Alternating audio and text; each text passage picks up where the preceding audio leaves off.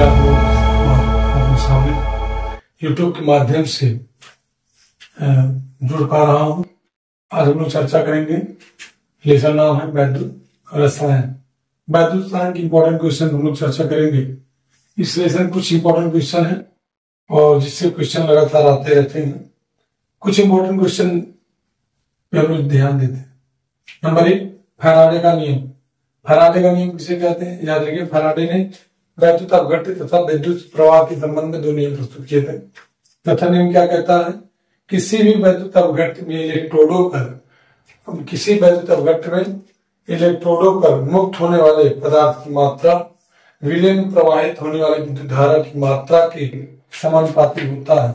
मतलब W proportional Q। जबकि हम लोग पढ़े थे Q इक्वल टू क्या होता है? I into T।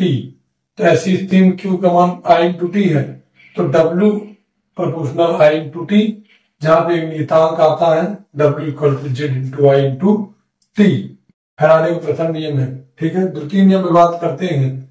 द्वितीय नियम कहता है कि समान मात्रा में जब समान मात्रा में विद्युत धारा भिन्न भिन्न इलेक्ट्रोडों पर प्रवाहित की जाती है तो विलयन में निक्षेपित या विलीन पदार्थ की मात्रा उसके तुल्यांकी मान के क्या होती है?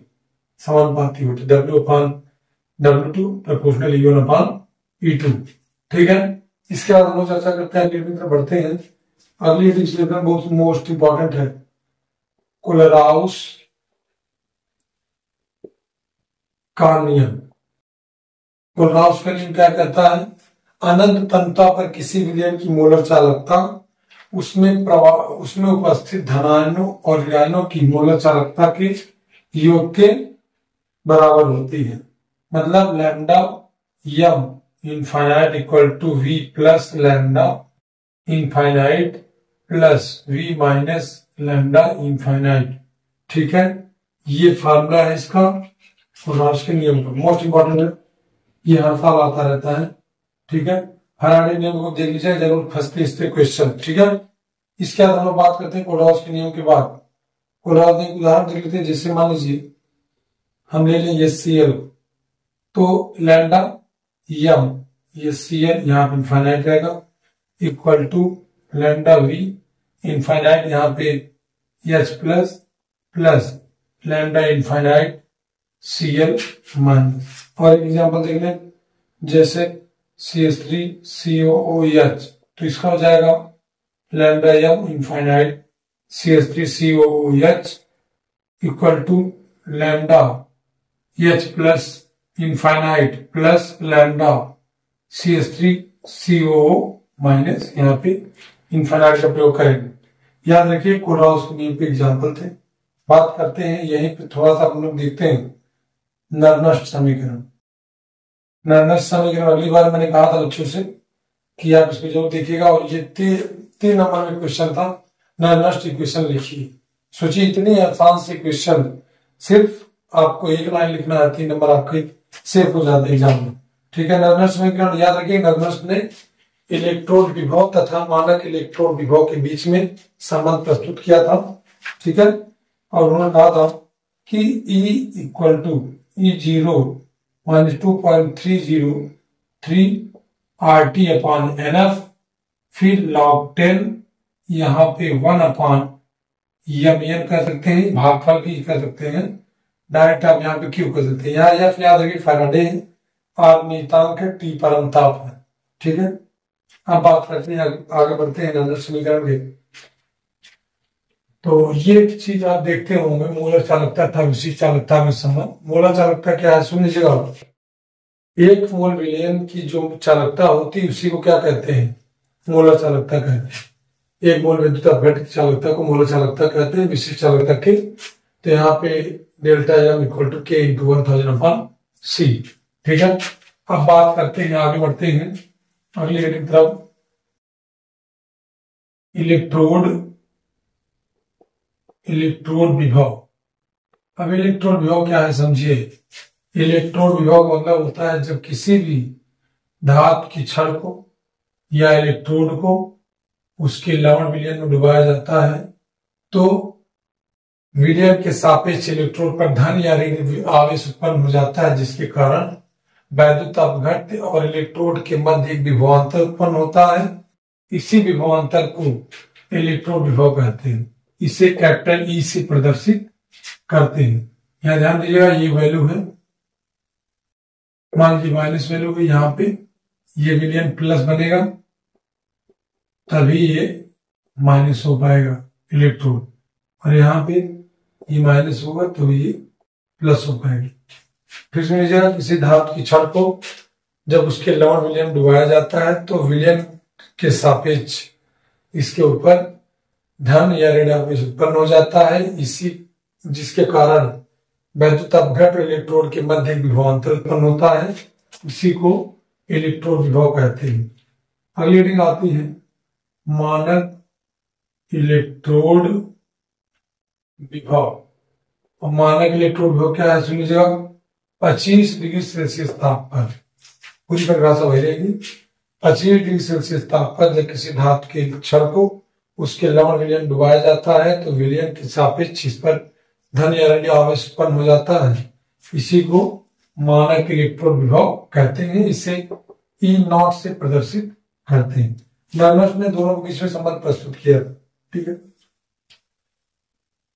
इसके बाद बात की जाए अगली हेडिंग तरफ हम लोग चलते हैं। अगली हेडिंग है एक विश्लेषण में है वैद्युत रासायनिक सारणी।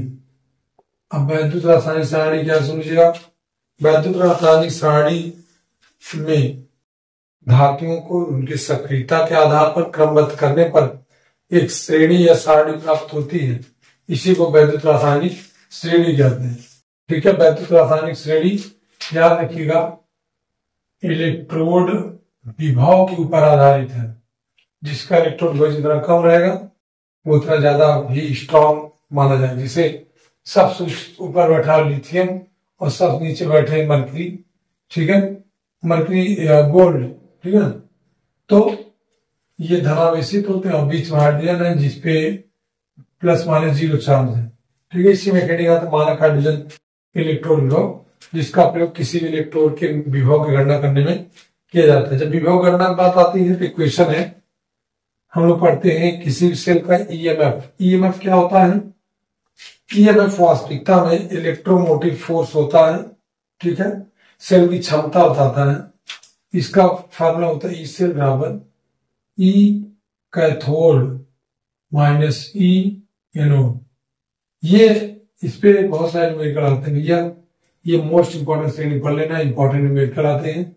एक एग्जाम्पल मैं बता देता हूं, जैसे मान लीजिए कहीं दिया हो क्वेश्चन का, जैसे एक क्वेश्चन बताते हैं हम लोग, Zn2 plus double oblique Cu 2 plus oblique Cu, इसका याद रखिएगा प्लस 0.34 होता है और इसका माइनस 0.76। तो ई सेल बराबर एक ट्रिक याद रखना, जो बड़ा हो उसमें से छोटे को घटा देना, जो वैल्यू बड़ी होगी उसमें छोटे को माइनस कर दो, आंसर आपका आ जाएगा। बड़ी वैल्यू इसमें ये है, ये वैल्यू बड़ी है तो 0.34 माइनस फिर माइनस 0.76, जब जोड़ोगे तो 1.1 वोल्ट आ जाएगा। ये से न्यूमेरिकल बहुत सारे फंसते हैं और ये न्यूमेरिकल बहुत ज्यादा इंपॉर्टेंट भी है, एग्जाम के बेस से देखा जाए बहुत ज्यादा इंपॉर्टेंट न्यूमेरिकल में समझता हूँ। ठीक है, और कोई हेडिंग मुझे ज्यादा इंपॉर्टेंट एक्सप्लेनेशन लग नहीं रही है। एक हेडिंग और है, बता देता हूँ, रेडॉक्स विभव।